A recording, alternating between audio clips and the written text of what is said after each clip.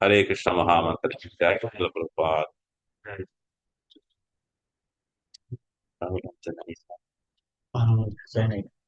Hare Krishna, Prabhu. Hare Krishna. How are you, Prabhu? Krishna's mercy very well. How about you and your wife? Yes, Prabhu, we're doing well, Prabhu. Hare Krishna. Hare Krishna. So are you in office or at home? Prabhu, I'm working from home, Prabhu. Rahul Ramchandani. He studied in Dubai.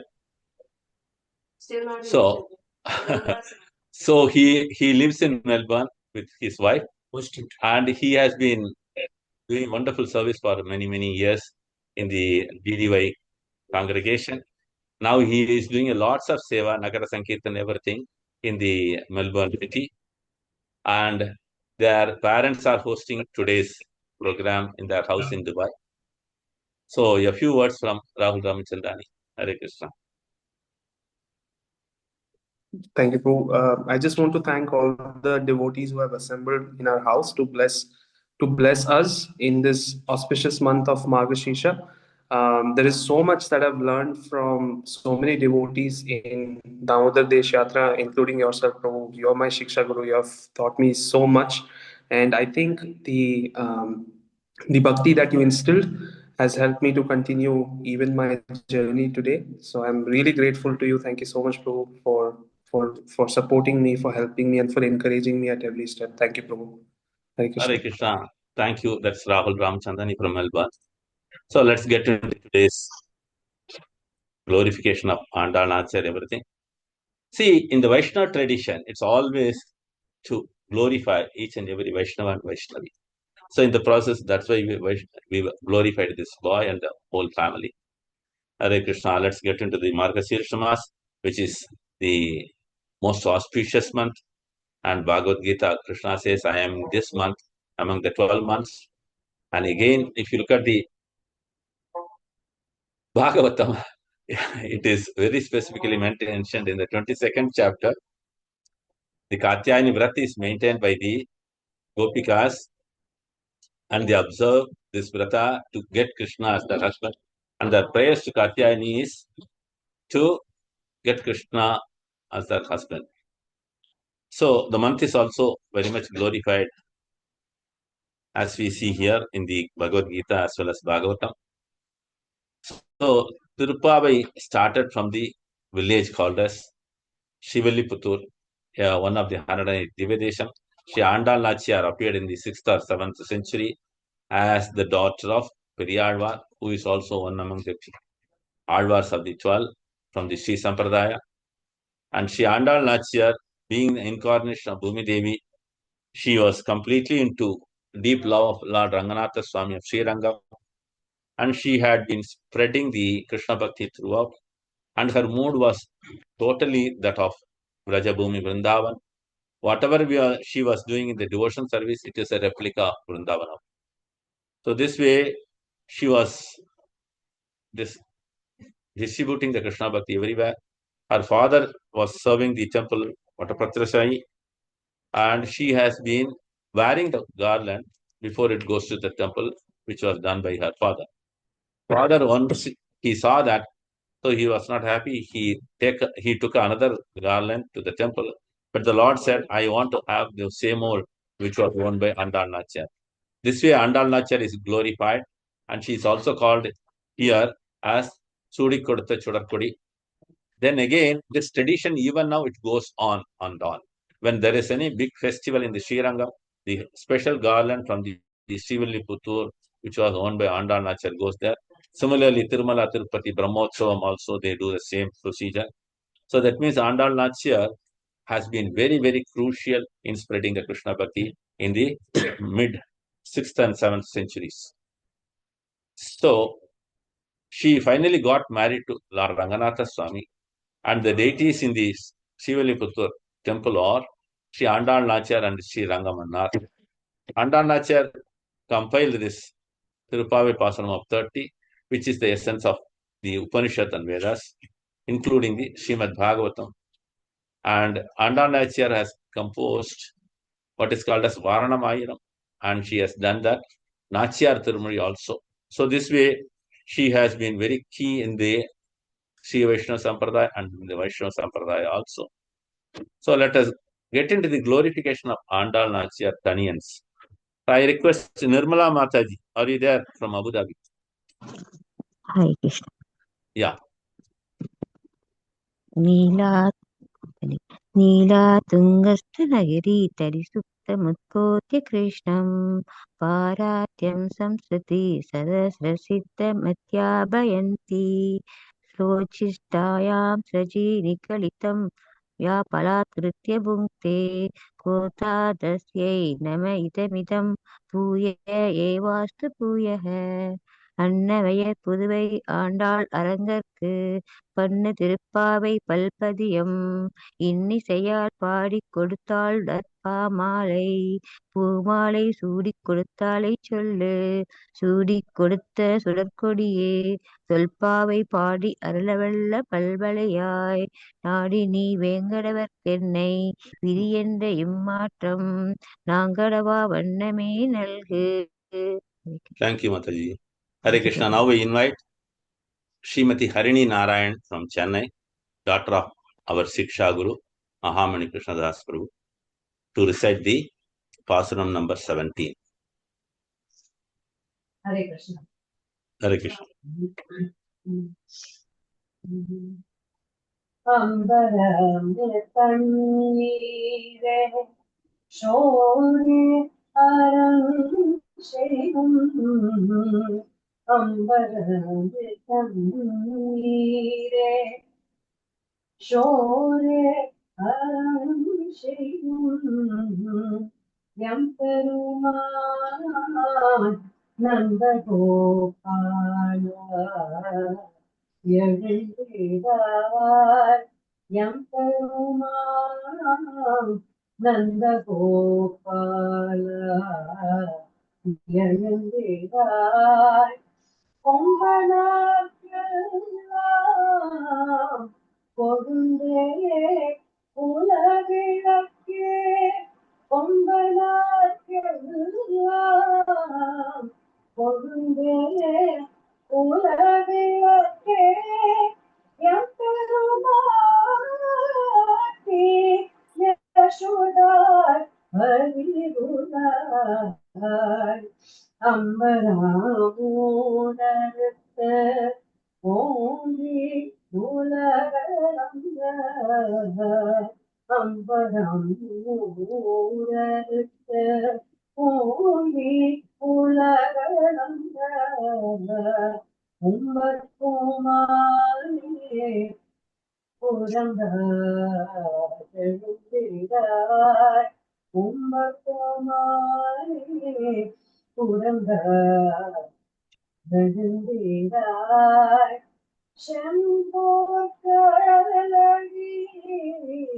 Selva Baladeva செம்போக்கழகி Selva Baladeva உம்பியும் உறங்கேனும் badhai உம்பியும் உறங்கேனும் badhai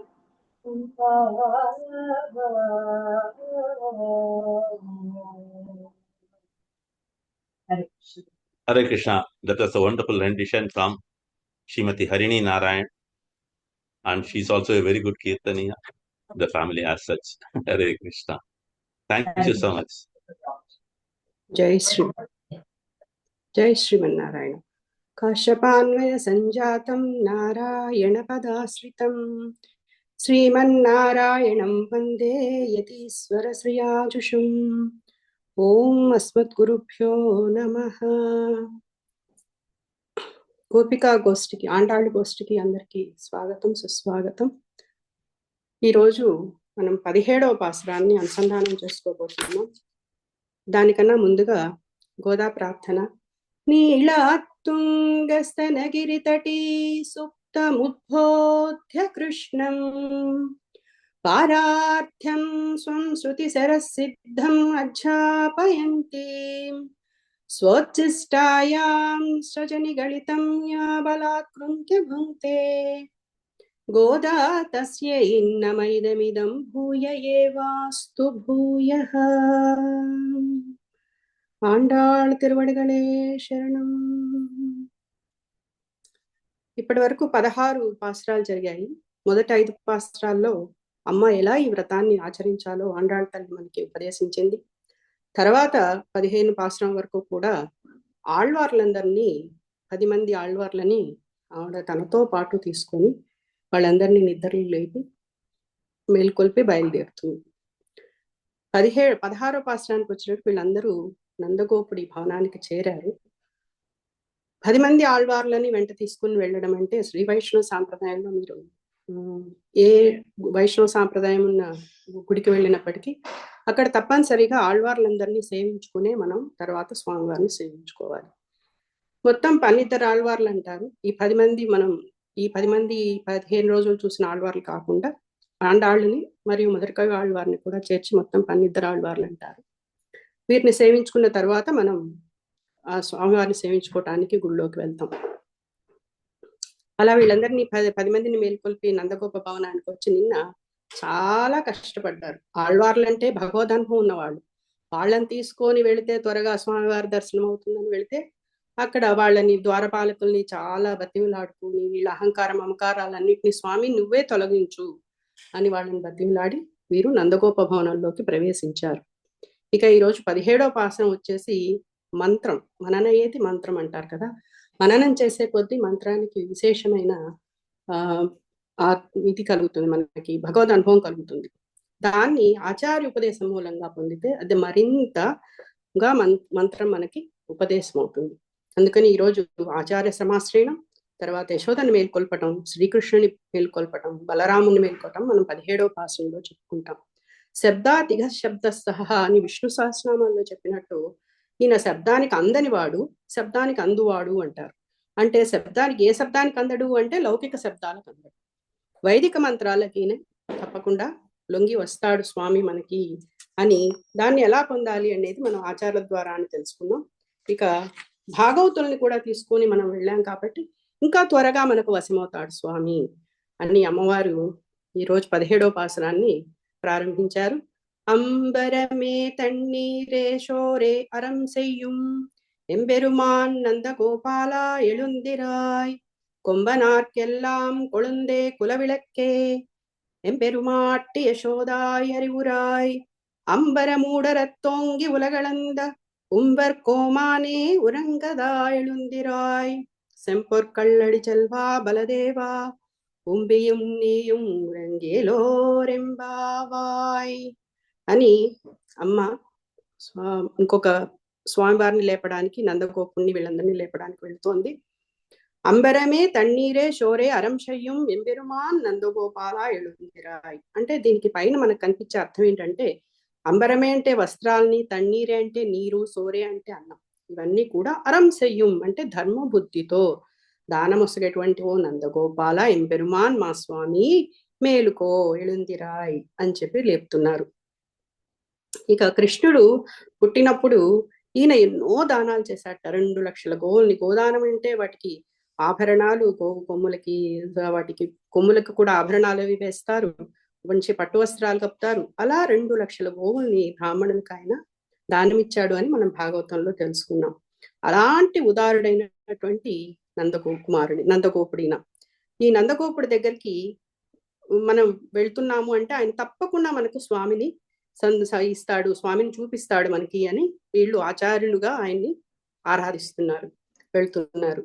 శ్రీకృష్ణుడు కూడా ఉదారుడేట. శ్రీకృష్ణుడు కూడా ఉదారుడు ఎందుకయ్యాడు అంటే నందగోపుడి కుమారుడు కాబట్టి ఆయన చాలా ఉదారుడయ్యాడు. నందగోపన్ కుమరన్ అని మనకు ఇంకొక ఆశ్రమంలో అంటారు ఆండాళ్ తల్లి. ఎలా ఈయన ఉదారుడయ్యాడయ్యా అంటే ద్రౌపదికి వస్త్రాలు ఇచ్చి ఆదుకున్నాడు.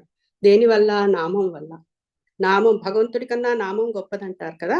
అలా భాగవతంలో స్వామి ఉదారంగా వస్త్రాన్ని ఇచ్చాడు. తర్వాత పాండవుల రథానికి కూర్చున్న గుర్రాలకు యుద్ధం సమయంలో దప్పిక ఎక్కువగా అయినప్పుడు వారుణాస్త్రాన్ని ప్రయోగించి వాడికి నీటిని దప్పికిచ్చాడు, నీరిచ్చి దప్పిక తీర్చాడు. అలాగే అడవికి ఎగినప్పుడు గోపాలందరికీ బాగా ఆకలి వేస్తుందిట. ఆకలి వేస్తున్నప్పుడు వాళ్ళు ఏం చేశారు, మునుల దగ్గరికి వెళ్ళి అక్కడ వాళ్ళు యజ్ఞం చేసుకుంటూ ఉంటే అన్నం అడిగారు వాళ్ళని. అడిగితే ఆ తాపసులందరూ మేము ఇవ్వము అని పంపించేస్తే వీళ్ళ మాటే పట్టించుకోలే వాళ్ళు. అప్పుడు మునిపత్నుల దగ్గరికి వెళ్ళి కృష్ణుడు అడగమంటే మునిపత్నులు పరమానందంతో కృష్ణ పరమాత్మకి అన్నం సమర్పించే భాగ్యాన్ని మాకు లభించింది, మేమెంత అదృష్టవంతులం అనుకుంటూ వాళ్ళందరూ కూడా కృష్ణుడి సన్నిధికి ఏగి వాళ్ళందరికీ కూడా గోపాలుడికి అందరికీ కూడా ఆయన అన్నం పెట్టించాడు. ఈ రకంగా ఈయన కూడా తండ్రిలాగా ఎంతో ఉదారుడు కాబట్టి మనకి చాలా సులభము స్వామిని చేరటము అని వీళ్ళందరూ కూడా అనుకుంటూ ఉన్నారు. దానం చేయటం అంటే ఆయన నందగోపాలుడు తనకు అది భాగ్యమే అనుకున్నాడు కానీ తన భాగ్యంగా భావించి దానం చేశాడు. ఎటువంటి ఫలము కోరి ఆయన చేయలేదు. దశరథుని వలె నందుడు కూడా తపస్సు అక్కర్లేకుండా దశరథుడు ఎంతో తపస్సు చేశాడు కదా, పుత్రగామేష్ట్యాగం ఇవన్నీ చేశాడు రాముని వారిని పొందటానికి. కానీ ఇతడికో అంత కష్టపడలేదు. అందుకని తను చేసే ధర్మం అంతా తన బిడ్డకు మంగళం కలగాలి అనుకుంటూ ఆయన ధర్మం చేస్తూ వచ్చారు. ఇక గోపికలు అట్టి ఔదార్యం కల నందగోపుని తమ కోరిక తప్పకుండా తీరుస్తాడు ఈయన అనుకుంటూ వెళ్ళారు. ఇక అంతరార్థాన్ని చూస్తే వస్త్రము అంటే మనకి శరీరానికి వస్త్రమే కదండి శోభనిస్తుంది, అలాగే నీరు మనల్ని నిలబెడుతుంది, అన్నము మన శరీరాన్ని పోషిస్తుంది. ఇది మనకి పైకి కనపడే అర్థం, ఇది లౌకికమైనటువంటి అర్థం. అదే గోపికలకు రూపసాధనము, ధారకము, పోషకము అన్ని కూడా ఆ శ్రీకృష్ణుడే. కాబట్టి వాణిని మాకు ఇవ్వవలసింది అని వీళ్ళందరూ కూడా ఆయన్ని ప్రార్థిస్తున్నారు. ఇక గోవు అంటే వేదం. ఈయన వేదాధ్యయన సంపన్నుడైనటువంటి బ్రహ్మ అనుభవ నిష్ట కలిగినటువంటి ఆచార్యుడు కాబట్టి ఇతడు నందగోపాలుడయ్యాడు. ఈ నందగోపాలుడు శ్రీకృష్ణుడికి తండ్రి. అంటే శ్రీకృష్ణుడు ఎలా చెప్తే ఈయన ఎలా చెప్తే ఆయన అలా ఆచరిస్తాడనమాట. అంత మంచి కొడుకు కాబట్టి మనకి తప్పకుండా ఆయన ఆశ్రయాన్ని ఇస్తాడు అని వీరు వెళ్తున్నారు. ఇక ఆచార్యుడికి 3 లక్షణాలు ఉండాలండి. 1 పరమాత్మకి విధేయుడై ఉండాలి, 2 జీవుల్ని పరమాత్మ దెబ్బకు నడిపించగలవాడి అయి ఉండాలి, 3 జీవుల వేదన్ని చూచి ఓర్వలేక తనంతట తానే వాళ్ళకి భగవత్ ప్రాప్తి కలిగించాలి. ఈ 3 లక్షణాలు మన ఆచార్యుల దగ్గర ఉండాలి అని అంటారు. ఇక్కడ ఆకాశము అంటే రెండోది పరమపదము. పరమపదానికి పరమవ్యోమము పరమాకాశము అని కూడా పేరు. కాబట్టి పరమపదాన్ని మనకి వసంగువాడెవరు, ఇప్పించగలవాడు ఆచార్యుడు. కాబట్టి ఇవన్నీ కూడా మనం ఆ నందగోపుడు ద్వారా పొందగలము అనేటువంటి ఆనందంతో వీళ్ళు ముందుకు వెళ్తూ ఉన్నారు. అట్లే పరమాత్మ ఏ ఆత్మను చూసి ముఖం వికసించిన వాడవుతాడో ఆ ఆత్మ అందమైనది. ఆ సౌందర్య సాధనాన్ని మనకిచ్చేవారు కూడా ఆచార్యులే అని ఆచార్యులు ఇక్కడ మనకి చెప్తూ ఉన్నారు. ఇక రెండోది ఆచార్యుడు చల్లని జలం ఇస్తాడండి. చల్లని జలం అంటే ఏంటండి, ఇక్కడ విషయతృష్ణ చేతప్తుడై సంసారమును కాంతరమును పడలేని జీవుడికి భగవద్గుణ చేష్టితాల్ని తెలుపుతూ భగవన్నామము అనేటువంటి ఒక జలాన్ని ఇచ్చి జీవుణ్ణి తృప్తిపరుస్తాడట. తర్వాత ఆ వస్త్రము జలము అయిపోయింది. ఇక మూడవది అన్నం. అహమన్నాదో అహమన్నాద అంటే నేనే అన్నాన్ని, నేను అన్నం తినువాడను, నేను అన్నము తినువాడను అనేటువంటి అనుభవంతో, అంటే ఆత్మస్వరూపాన్ని అన్నం వలె పరమాత్మ ఎందే అనుభవించాలి మనం. అర్చించుచు పరమాత్మను అన్నం వలె జీవుడు అనుభవిస్తాడు. అందుచే పరమాత్మ అనుభవమే పూర్ణ బ్రహ్మానుభవాన్ని వసుకుతుంది. అది వసంగేవారెవరు? ఆచార్యులు. అంటే మనకు అనన్య అర్హ శేషత్వం, అనన్య శరణత్వం, అనన్య భోగత్వం, ఈ 3 ఆకారాలను మన ఆత్మకు కలిగించి పురుషార్థాన్ని పొందుటకు యోగస్థితిని కలిగించే అనుభవయోగ్యముకు చేయనట్టు వాడు ఆచార్యులు అని నందగోపుని ఆచార్యులుగా వీళ్ళు ఎంబెరుమాన్ మా స్వామి అంటున్నారు. స్వామి అంటే అర్థం ఏంటండి, మనం వారి సొత్తు అని. కాబట్టి మేమేం నీ సొత్తు స్వామి, మమ్మల్ని ఎలాగైనా నందగోపాలం దగ్గరికి చేర్చు అంటూ వీళ్ళు ఆచార్యులను ప్రార్థిస్తూ రక్షిత జీవలోకస్య ధర్మస్య పరిరక్షిత రక్షిత స్వస్య ధర్మస్య స్వజనస్య చ రక్షిత అంటే జీవలోకాన్ని రక్షించేవాడు, ధర్మాన్ని రక్షించేవాడు, తన ధర్మాన్ని రక్షించుకునేవాడు, స్వజనాన్ని రక్షించేవాడు, ఇవన్నీ శ్రీరాముడికి ఉండేటండి. ఇవన్నీ కూడా నందగోపుడి దగ్గర కనపడుతున్నాయి. ఆయన తప్పక మనల్ని రక్షిస్తాడు, మన రక్షణ బాధ్యత ఆయనే స్వీకరిస్తాడు అంతే కదా, ఆచార్యులే మన రక్షణ బాధ్యతని స్వీకరిస్తారు. ఇట్లా నందగోపుని మేల్కొల్పుతూ గోపికలు తర్వాత ఉన్న మంచం మీద పడుకున్నటువంటి యశోద దగ్గరికి వెళ్ళారు. కొంబనార్కెల్లాం కుళందే కుళవిళక్కే ఎంబెరుమాట్టి యశోద అరివురాయ్ అంటున్నారు. అక్కడ ఎళుందిరాయ్ అన్నారు, ఇక్కడ అరివురాయ్ అంటున్నారు. అరివురాయ్ అంటే నందగోపని లేవమన్నారు, అరివురాయ్ అంటే అమ్మ తెలివి తెచ్చుకో అంటున్నారు. అంటే ఇక్కడ యశోద మంత్రం. దీని గురించి ముందు మనం ఎందుకు తెలివి తెచ్చుకోమన్నదో తెలుసుకుంటాం. ప్రబ్బలి చెట్టు వలె వంగిన శరీరం గల పడతలతో చిగురు వంటిదానా, మా కులానికి మంగళదీపం వంటిదానా, మా స్వామిని యశోద మేల్కొనుము అని అంటున్నారు ఇక్కడ. అంటే మామూలుగానండి మనం భగవంతుణ్ణి ఆశ్రయించేటప్పుడు అమ్మవారిని ఆశ్రయించి తద్వారా సర్వేశ్వరుని ఆశ్రయించాలి శ్రీ వైష్ణవ సాంప్రదాయం. అట్లా కాకుండా ఇక్కడ ముందు మామూలుగా మాతృదేవో భవ పితృదేవో భవ అనుకున్నప్పుడు ముందు తల్లిని కదా లేపాలి. వీళ్ళు ఎందుకు వెళ్ళి నందగోపుని లేపుతున్నారు అంటే, నందగోపుడు మొదటి మంచం మీద పడుకొని ఉన్నాడు, ఆయన దగ్గర పెద్ద బల్లెం ఉంది. బల్లెం ఎందుకు పెట్టుకున్నాడంటే భయం, ఎవరొచ్చి కృష్ణుడిని ఏం చేస్తారో అనే భయంతో ఈయన ఆ బల్యాన్ని పెట్టుకొని ఉన్నాడు. వీళ్ళు కూడా గోప స్త్రీలు కదండి, వీళ్ళు కూడా భయపడి ముందు నందగోపుని లేపారు. నందగోపును దాటి యశోద దగ్గరికి వెళ్ళలేక ఆయన్ని మేల్కొల్పారనమాట. ఇలా నందగోపుడు ఆచార్యుడయ్యాడు. యశోద మంత్రమైంది. భగవత్ సమాశ్రయణము అమ్మగారిని ముందు ఆశ్రయించినట్లే మంత్ర ప్రాప్తికి మనం ముందుగా ఆచార్యుని ఆచార సమాశ్రయణం చేయాలి కాబట్టి ముందు లేపారు. ఇక ఈవిడ ఎలా పడుకోనుంది, ఒక పక్క ఆచార్యులు అంటే నందగోపులు, అటుపక్కేమో కృష్ణుడు, మధ్యలో యశోద పడుకోనుంది. ఓంకారంలో ప్రణవంలో ఆ ఉ మా అనే 3 అక్షరాలు ఉంటాయి కదా. ఉకారము జీవునికి పరమాత్మకు విడదీరాని సంబంధాన్ని తెలుపుతోంది. ఆ ఉకారమే అమ్మగారిని, అప్పుడు అకారం పరమాత్మ, మకారం జీవుడు, మాతృస్వరూపిణియకు శ్రీ అవుతుందన్నమాట. అందుచే శ్రీ అనే శబ్దానికి 2 అర్థాలు ఉన్నాయి. శ్రీయతే అంటే జీవునిచే ఆశ్రయించబడినది, శ్రీయతే అంటే పరమాత్మను ఆశ్రయించున్నది. ఈ రకంగా 2 అర్థాలు ఉన్నాయి. శ్రీమద్ రామాయణం గురించి సీతమ్మను గురించి చెప్తూ త్రయాణం భరతాదీనాం భ్రాతృణాం దేవతాచయ రామస్య చమనకాంత అంటారు. అంటే భరతుడు మొదలగు 3 సోదరులకు ఆవిడ దేవత, అదే రామునికో మనోహరిణియకు సీత అని ఆ సంబంధాన్ని చెప్తూ, అట్లాగే భగవద్ రామాంజులు అమ్మగారిని శరణవేడుతూ దేవదేవ దివ్య మహిషి అఖిల జగన్మాతరం అంటారు. అంటే దేవదేవుడు సర్వేశ్వరుని పట్టపురాణియు సకల జగత్తునకు తల్లియు అయిన సర్వేశ్వరుని జీవులతో కూడా ఆమెకు విడదీరాని సంబంధం కలిగింది అని వివరించారు. ఇక మనం ప్రబ్బలి చెట్టు అని మొదట అర్థం చెప్పుకున్నాం. ఈ ప్రబ్బలి చెట్టు అనేది నీటి తీరున పెరుగుతుందండి. నది బాగా ప్రవాహం ఎక్కువగా ఉన్నప్పుడు ఆ ప్రబ్బలి చెట్టు వంగిపోతుంది. కానీ ఎటు పరిస్థితుల్లో అది పడదు.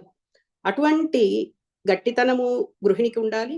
అలాగే ఆ పెబ్బరి చెట్టు వంటి చిగురు వంటి దానా అని కూడా అంటారు. అంటే అంతటి సుకుమారత్వము ఆ తల్లికి యశోదమ్మకుంది. అంటే ఆవిడ రేపల్లెలో ఎవరికి ఏ కష్టం వచ్చినా ముందు ఆవిడ చిగురు ఎలా వాడిపోతుందో, చెట్టుకి ఏ భాగంలో పేడగలిగిన చిగురు ఎలా వాడిపోతుందో ఈవిడ కూడా అంతే సుకుమారంగా ఎవరికి ఏ కష్టం వచ్చినా ఈవిడ ముందు తల్లడిల్లిపోయేదన్నమాట. నారీణాం ఉత్తమ వధువు అని రామాయణంలో సీతమ్మని అన్నారు. ఎందుకని అన్నారంటే రాక్షస స్త్రీలు ఎంత కష్టపెట్టారండి ఆవిడ్ని. అంత కష్టపెట్టినప్పటికీ కూడా వాళ్ళందరికీ కూడా అభయం ఇచ్చింది ఆవిడ. మీకేం పర్వాలేదు, నేను రక్షిస్తాను అని. అట్లే యశోద కూడా గోపికలకు తప్పకుండా శ్రీకృష్ణ సమాగమం కలిగించట్లో ఆవిడ తప్పకుండా అభయం ఇస్తుంది అనేటువంటి దాంతో ముందు ఆవిడ్ని లేపారు. తర్వాత మా కులానికి మంగళ దీపమా అంటున్నారు. కులానికి మంగళ దీపం అంటే తను ప్రకాశిస్తూ చుట్టూ ప్రకాశాన్ని ఇవ్వగలిగింది. అందుకని ఆవిడ భగవద్ అనుభవం చే తాను ప్రకాశిస్తూ మాకు కూడా ఆనందాన్ని ఇస్తుంది అని వీళ్ళు యశోదాదేవిని ప్రార్థిస్తూ ముందుకు వెళ్తున్నారు. నంద యశోదలు సర్వేశ్వరుడికి అందించే వాళ్ళు కాబట్టి వీళ్ళని స్వామిని మనకి ఇస్తారు కదా, అందుచేత వారిని స్వామిని అని ఈ పాశ్రంలో సంబోధించారు. ఎంబెరుమాట్టి అంటూ. ఇంకా యశోద మంత్రం కాబట్టి యశస్సు కలిగించేది యశోద మంత్రం అంటే పరమాత్మని అందించింది కాబట్టి మనకి యశస్సు పరమాత్మని మనకి ఇవ్వడం కాబట్టి అది మంత్రం అన్నమాట. సో మంత్రం మననయేతి మంత్రం అని ముందు చెప్పుకున్నాం కదా. అలాగే హరి అనే రెండు అక్షరాలు మనకి మన పాపాలన్నీ హరిస్తాయి అని మనం చెప్పుకుంటాం కదా. అలాగే హరినామమే కడు ఆనందకరము అని అన్నమయ్య గారు కూడా తన పాటలో చెప్పారు. అట్లాగే స్త్రీలలోకెల్లా చిగురు వలె శ్రేష్టమైన మంత్రం వచ్చేసి నారాయణ అష్టాక్షరి మంత్రము, అదే తిరుమంత్రము. నీటి ప్రవాహానికి ప్రబలి నౌక ఎలా వంగుతుందో సంసారాల అవసరాలని బట్టి వారి వారి కోరికలను తీర్చడానికి కూడా ఈ మంత్రము అంత వంగుతుంది.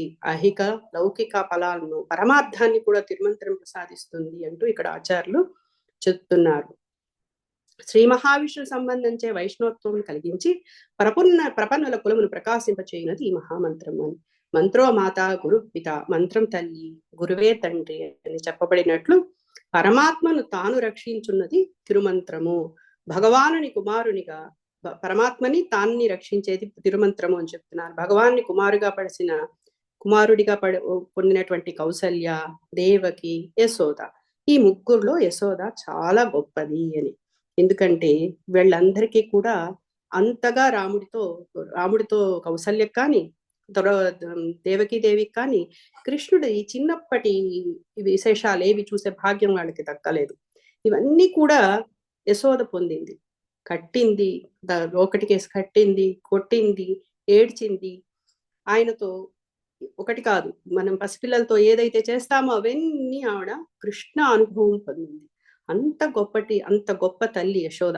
అందుకనే ఆవిడ తిరుమంత్రము అని అంటున్నారు ఇక్కడ ఆచార్యులు. అందుకే ఆ మంత్రాన్నే మనం స్వామిగా భావించాలి అంటూ ఆచార్యుని మంత్రాన్ని మేల్కొల్పి మంత్ర అర్థం మేల్కొల్పుచున్నారు. అందుకే మంత్ర అర్థం తెలియాలి, తిరుమంత్రార్థం మనకి అర్థం అవ్వాలి అంటే ఆవిడ్ని లేపటం కాదు, తెలివి తెచ్చుకో, తిరుమంత్రార్థాన్ని మనకి చెప్పాలి కాబట్టి. నెక్స్ట్, అంబర మూడర ఓంగి ఉలగలంద ఉంబర్ పూమానే ఉరంగా ఎళుందిరాయ్ అంటే ఇక్కడ ఆకాశాన్ని భేదించి పెరిగి తన పాదాలతో లోకాలు కొల్చిన నిత్య సూర్య నాయక నిద్రింప మేల్కొనవయ్యా అంటున్నారు. అంటే ఇప్పుడు మొత్తం ఇక్కడ 3 సార్లు మనం స్వామిని వామనావతారాన్ని ఈ పాసురాలలో స్మరిస్తాం. ఒకటి ఓంగి ఉలగలంద ఉత్తమన్ పేర్పాడి అనే 3వ పాసురంలో, 2 ఈ 17వ పాసురంలో, ఇక 3వది 24వ పాసురంలో ఆయన మా చరణాలకి మంగళం పాడుతాం అన్నమాట. ఇట్లా 3 సార్లు వామనావతారాన్ని మనం కీర్తిస్తూ ఉంటాం. ఇందులో వామనావతారానికి మంగళం పాడారు అంటే వీళ్ళ వాత్సల్యానికి అది పరాకాష్ట. స్వామి ఎంత అలసిపోయావో ఈ 3 లోకాలను నువ్వు కొలిచి, ఆ పాదాలకి ఏమేమి తగిలాయో, ఎక్కడెక్కడ ఇబ్బంది పడ్డావు. భూమి అంతా కొలవటం అంటే సామాన్యం అండి, ఎన్నెన్నో ఉంటాయి భూమి మీద, అవి ఏమేమి గుచ్చుకున్నాయో, ఏ ముళ్ళు గుచ్చుకున్నాయో, ఏ కొమ్మలు తీరుకున్నాయో అని స్వామిని వాళ్ళు 24వ పాసురంలో అందుకే దానికి మంగళం పాడతారు. స్వామి దేవేంద్రుడి కోసం, ఇంద్రుడి కోసం నువ్వు యాచించావు, వామనుడిగా మారావు, వచ్చావు, భూమిని కొలిచావు, త్రివిక్రముడిగా ఈ 3 లోకాలని నువ్వు ఇది చేసావు. అంత నువ్వు మాకు కష్టపడక్కర్లేదు. నువ్వు మమ్మల్ని ఒక్కసారి అలా కళ్ళు తెరిచి ఒక్కసారి చూసావంటే, నీ పాదాన్ని స్పృశించే భాగ్యాన్ని మాకు ఇచ్చావంటే చాలు. కాబట్టి స్వామి నిద్రలే అని వీళ్ళు స్వామిని ప్రార్థిస్తూ మరొక్కసారి వామనావతారాన్ని వీళ్ళు స్మరించుకుంటున్నారు. యాచించే వారికి, అడిగిన వారికి, అడగని వారికి, చేతనాలకి, అచేతనాలకి, వీటన్నిటిని రక్షిస్తున్నావు కదా. మరి మేము చాలా నిన్ను కోరి వచ్చాము ఇక్కడికి అని కన్నీళ్లతో వీళ్ళు స్వామిని మేల్కొల్పుతున్నారు. అలాగే నీ దివ్య పాదార విందాలకు శ్రమ కలిగేటట్లు కొల్చావు. ఇందా చెప్పుకున్నావు, నీ వాత్సల్యం ఏమిటయ్యా బాబు, అంత వాత్సల్యమా భక్తులంటేను అంటూ. అలాగే ద్రౌపదికి వస్త్రాలు ఇచ్చావు, ఊరుకున్నావా? రుణం పెరిగిన వాడు నిద్ర పట్టినట్లు బాధపడి మేము నీ కొరకై తప్పిస్తూ ఉన్నాం కదా, అలా నీకు నిద్రపోటు ఏంటి అంటున్నారు. రుణం పెరిగిన వాడు నిద్ర పట్టక బాధపడతావు కదా నువ్వు భక్తుల గురించి. అలాంటప్పుడు మేము నీ కోసం వస్తే నువ్వు ఎట్లా నిద్రపోతున్నావు? లే అని ఆయన్ని నిద్రలేపుతున్నారు. నీ దివ్యమంగళ విగ్రహ సౌందర్యాన్ని మాకు దర్శింపచేయి అని అడుగుతున్నారు. సీతమ్మ కోసం విలపిస్తూ నిద్రలేక రాత్రి పగలు బాధపడిన శ్రీరాముడు నువ్వే కదా, దయచేసి నిద్రలేచి మాకు నీ దర్శన భాగ్యాన్ని కలిగించు అని చెప్పి అంటున్నారు. అంతేకాకుండా ఈ వామనావతారంలో మొత్తం అలా ఇలా కొలిచాడు కదండి, మొత్తం భూమిని, ఆకాశాన్ని, ముల్లోకాలని అన్నిటినీ కొలిచేశాడు కదా ఆయన. అందుకని అన్ని పదార్థాలు విశ్వం విష్ణుర్వషట్కారో లాగా మొత్తం వామనావతారంలో ఏంటంటే అన్ని పదార్థాలు తనలోనే ఉన్నాయి అన్నట్లుగా నువ్వు విశ్వరూపాన్ని చూపించావు.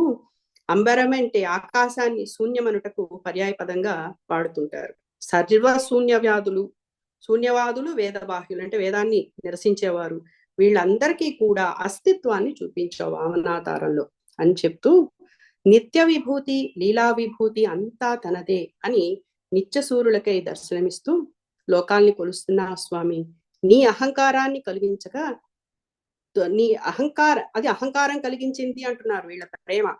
ప్రేమించిన మా వద్ద చూప న్యాయమా, అహంకారం మా దగ్గర చూపిస్తున్నావా స్వామి అంతా కొల్చానని? కాబట్టి అలా చూపించకు, మేము గోపికలం, మాకేమి తెలియదు, మేము నిన్ను నమ్మి వచ్చాం స్వామి, దయచేసి నిద్రలే అని అడుగుతున్నారు.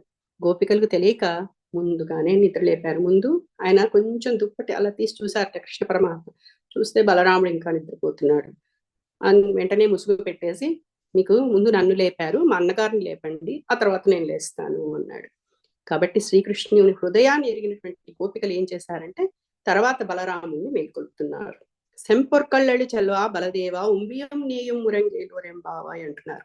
అంటే ఎర్రని బంగారు కడియం పాదమునందు దాల్చిన ఐశ్వర్యశాలి బలరామ, నీవు నీ తమ్ముడును మేల్కొనండి అంటున్నారు. ఎందుకని అంటే ఈయనకి బంగారు కడియం ఎందుకు వేశారంటేనంటే, ముందు 6 పిల్లలు దేవకి వసుదేవులకి చనిపోయిన తర్వాత 7వ గర్భాన్ని తీసుకెళ్లి రుక్మిణి యందు ప్రస్తుతం చెప్పి అక్కడ మనకు బలరాముడు పుట్టాడు కదండి. తర్వాత కృష్ణుడు పుట్టాడు, ఆయన జీవించి ఉన్నాడని ఆయనకి బలరాముడికి ఒక కడియం వేశారట. ఎందుకంటే కృష్ణుడు పుట్టడానికి కారణమైనాడు అని ఆయన్ని ఆ విధంగా సన్మానించారు. లక్ష్మణ సీతా సమేత శ్రీరామచంద్రుని సేవింప ఆశపడినట్లుగా శ్రీకృష్ణుడితో మమ్మల్ని చేర్చరాదా, మేము కూడా స్వామిని సేవించుకుంటాం కదా అని అన్నాడు. ఆ తర్వాత నువ్వు ఎంతటి ఉదార హృదయుడు అంటే, మధురకు వెళ్ళిన తర్వాత గోపికలందరూ కూడా ఈయన కృష్ణుడు మధురలోనే ఉండిపోయాడు, అక్కడ నాగరిక జనాన్ని చూస్తూ అందుకని మా సంగతి పట్టించుకోవట్లేదు అని గొల్లెపిల్లలందరూ అనుకుంటూ ఉంటే, నువ్వు కృష్ణ పరమాత్మ హృదయాన్ని ఎరిగి, కృష్ణ పరమాత్మకి గోపికల హృదయాలు తెలుసు కాబట్టి నిన్ను అక్కడికి పంపించాడు. నువ్వెళ్ళు ఏం చేశావు?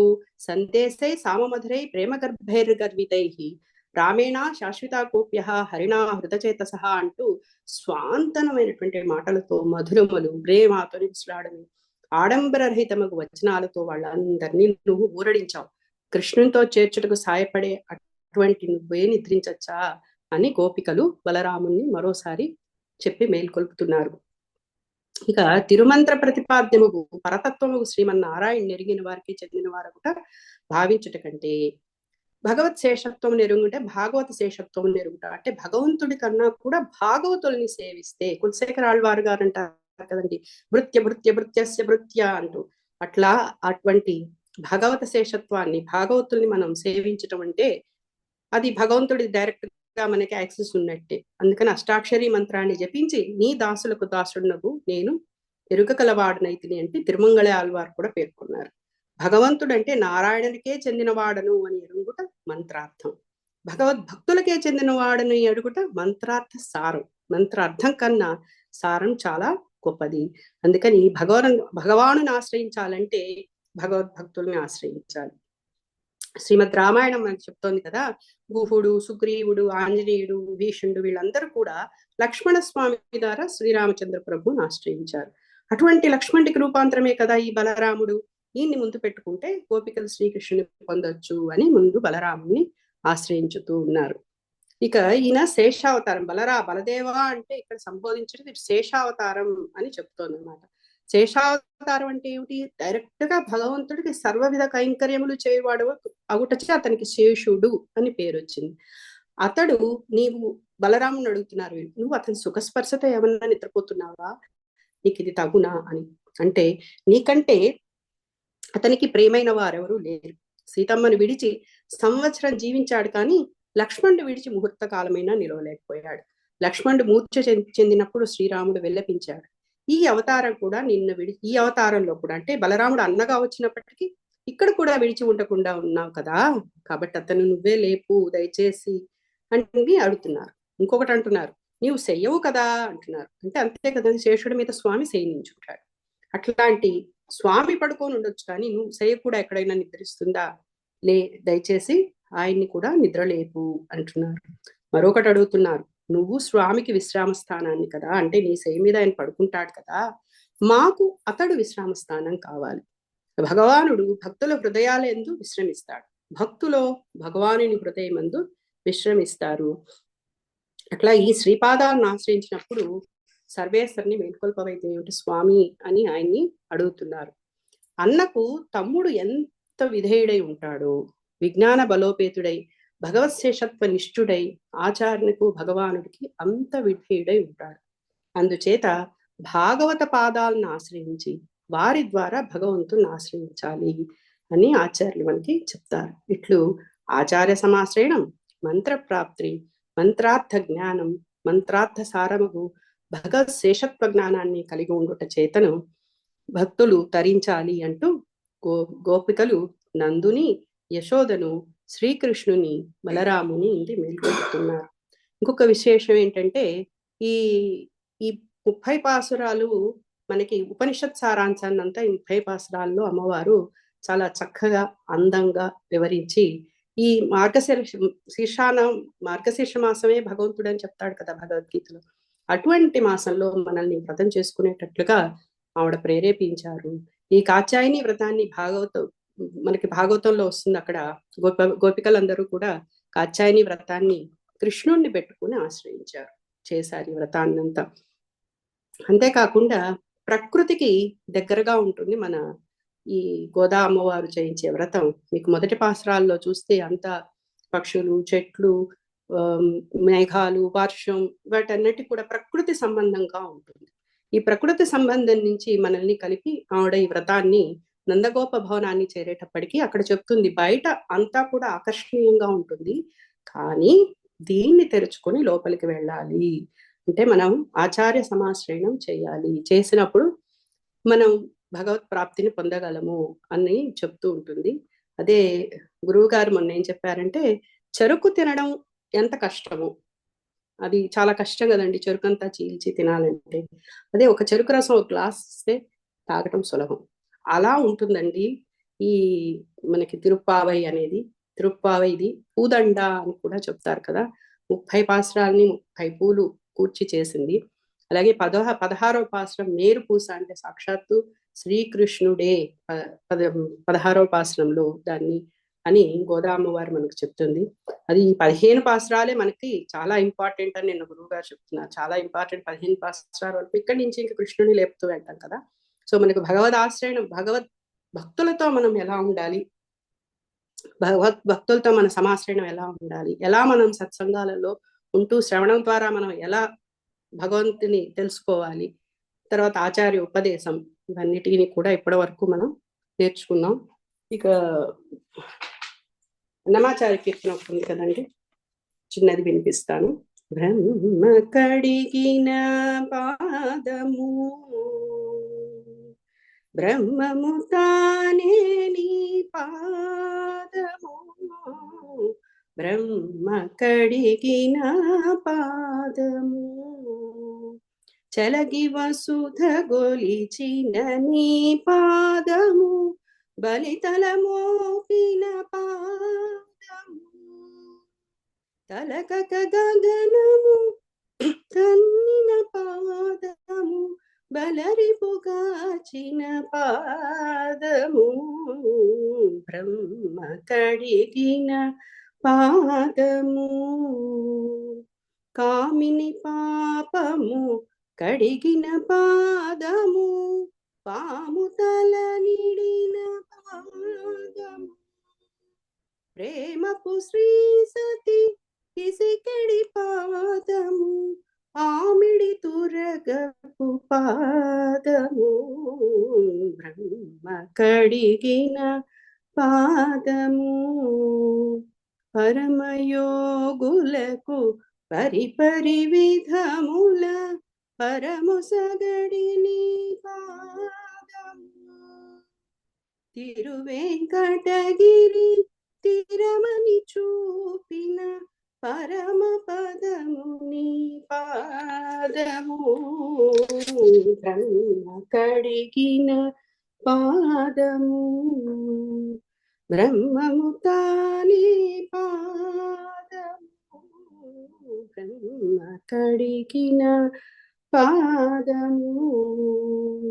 అలాంటి పాదాన్ని చూపించమని ఈరోజు గోపికలు అడుగుతూ ఉంటే, అప్పుడు చిన్నగా బలరాముడు యశోద వీళ్ళందరూ ఏం చెప్పారంటే, అమ్మ కృష్ణుడు ఇక్కడ లేడు, నీలాదేవి భవనంలో ఉన్నాడు అని చెప్పారు. రేపు నీలాదేవి భవనానికి వెళ్ళడానికి వీళ్ళందరూ కూడా ఆయుక్తమవుతూ ఉన్నారు రేపటి పాసనంలో. స్వచ్ఛిష్ట మాలికా బంధ గంధ బంధుర జిష్ణవే విష్ణు చిత్తతనూజాయై గోదాయై నిత్యమంగళం మాతృ సాకించిన త్రాణబద్ధ కంకణ పాణయై గోదాయై నిత్యమంగళం. జై శ్రీమన్నారాయణ. దామోదర దేశభక్తులందరికీ నమస్కారం. ఈ అవకాశాన్ని ఇచ్చినందుకు, నాకు చేతనైనంత చెప్పగలిగినందుకు, స్వామిని స్మరించుకున్నందుకు ధన్యవాదాలు. హరే కృష్ణ మాతాజీ. క్షమించండి, తెలుగు అని రాయడం రాయలేదు మనక నేను అందులో ఉండిపోయాను. మాతాజీ గురించి ఒక్క నిమిషం చెప్తాను. హరే కృష్ణ. మాతాజీ పేరు వచ్చేసి శ్రీమతి అనురాధ రామానుజదాసి. మాతాజీ శ్రీ వైష్ణవ కుటుంబంలో జన్మించి వైష్ణవ సిద్ధాంతాన్ని పూర్తి అవగాహనతో అనుసరిస్తూ ఉన్నారు. ఆల్రెడీ రుచి చూసి కూడా ఉన్నాం. ఇప్పుడు ఈయన చిన్నజీయర్ స్వామి వారి వద్ద మంత్రోపదేశం తీసుకొని అనేక సంవత్సరాల నుంచి ధనుర్మాస వ్రతాన్ని ఎంతో నిర్విఘ్నంగా ఆచరిస్తూ వస్తూ ఉన్నారనమాట. సో నిత్యం రామాయణం, మహాభారత, శ్రీమద్ భాగవతాలను పారాయణం చేస్తూ ఉంటారు. అంతేకాకుండా తన కుటుంబానికి, తన తోటి వారి వైష్ణవులకి పరమార్థాన్ని ప్రచారం చేస్తూ ఉంటారనమాట. నిన్న మనం చూసాము ప్రభుది కూడాను మాతాజీ వాళ్ళ భర్త గారిని, శ్రీ గోపీకృష్ణ రామానుజదాస్ వారిని. ఆయనకి అంత సంపూర్ణ సహకారం అందించటం, ఆ శ్రీమన్నారాయణ కృప వారిపై సంపూర్ణంగా ఉందడానికి మనకి చక్కని ఉదాహరణ. సో అలాంటి మాతాజీ వచ్చి మనకి ఈ రోజు ఈ పాసురాన్ని అందించడం నిజంగా మనం ఎంతో భగవంతుడి కృప ఉండడం వల్ల మనం ఎంతో ధన్యులమి అని చెప్పుకోవచ్చు. చాలా చాలా థ్యాంక్స్ మాతాజీ. ఇంకా ఎలా చెప్పాలో కూడా నాకు తెలియట్లేదు మీ గురించి. ఎంతో బాగుంది, ఇంకా చెప్తూ ఉంటే బాగుండు అని ఉంది. సో ఇంకా మీరు కుదిరితే ఇంకొన్ని పాసురాలు తీసుకుంటే బాగుంటుంది మాతాజీ. హరే కృష్ణ. దసరాని ప్రభు మాట్లాడతారు. హరే కృష్ణ మాతాజీ. ఇందాక మాతాజీ చూస్తే ధర్మరాజు గారిని గుర్తు తెచ్చేటట్లుందని చెప్పారు. కానీ నాకు దానికంటే కూడా నాకు ఇంకా ఎక్కువగా ఉండే రియలైజేషన్ ఎలా వచ్చింది అంటే, ధర్మరాజు ప్రభు అంత బాగా ఎలా చెప్తారు అనేది ఇప్పుడు నాకు అర్థమైంది. అంటే source of his greatness I could see from his sister. చాలా చాలా ధన్యవాదాలు మాతాజీ. మిమ్మల్ని చూసి తప్పకుండా చూసే ఉంటాను. మీరు రాసర్కాయలు ఉన్నప్పుడు చూసారు ప్రభు. మీరు చాలా చాలా చక్కగా చెప్పారు. చాలా బాగుంది. మా తమ్ముడే నాకు ఇన్స్పిరేషన్ ప్రభు. నేను వాడికి నేను కాదు, వాడికి క్రెడిట్. Very good. ఇద్దరు చీదరు వదడుతూ సేవ చేస్తాను. చాలా చాలా ధన్యవాదాలు మాతాజీ. హరే కృష్ణ హరే కృష్ణ కృష్ణ కృష్ణ హరే హరే, హరే రామ హరే రామ రామ రామ హరే హరే. మీరే కాదు, మీ పూర్తి కుటుంబానికి కూడా మా వందనాలు మాతాజీ. హరే కృష్ణ. హరే కృష్ణ. హరే కృష్ణ. హరే కృష్ణ మాతాజీ. హరే కృష్ణ. మేము అడగడము, మీరు మా కోరిక నెరవేర్చి మాట్లాడడం మా ముందు కొద్ది ఎంత బాగుందంటే, మీరు మాట్లాడినాక మాకు హనుమంతుడి ముందు కుప్పిగంతులు వేస్తున్న వాళ్ళ లాగా అనిపిస్తుంది. సో ఇంకా ఇంకా ఇంకా ఇంకా వచనామృతము ఇంకా మీ వచనామృతం మాకు దొరకాలని రసరాణి మాతాజీ అన్నట్టు వీలైతే మళ్ళీ మధ్యలో ఒకసారి తప్పకుండా మీరు మాకు అమృతాన్ని అందిస్తారని కోరుకుంటున్నాం. హరే కృష్ణ. హరే కృష్ణ. చాలా ధన్యవాదాలు. హరే కృష్ణ.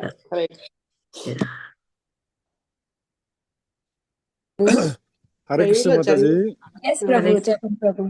ఇప్పుడే స్టేషన్ లో ఆగింది ట్రైన్.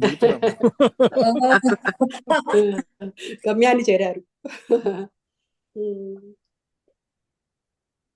హరే కృష్ణ వదిన. మీ తమ్ముడికి కళని ఆనంద బాష్పాలు. ఆనందం. అన్నయ్యకి మీకు చాలా చాలా ధన్యవాదాలు. ఇద్దరు చాలా బాగా చెప్పారు. హరే కృష్ణ. హరే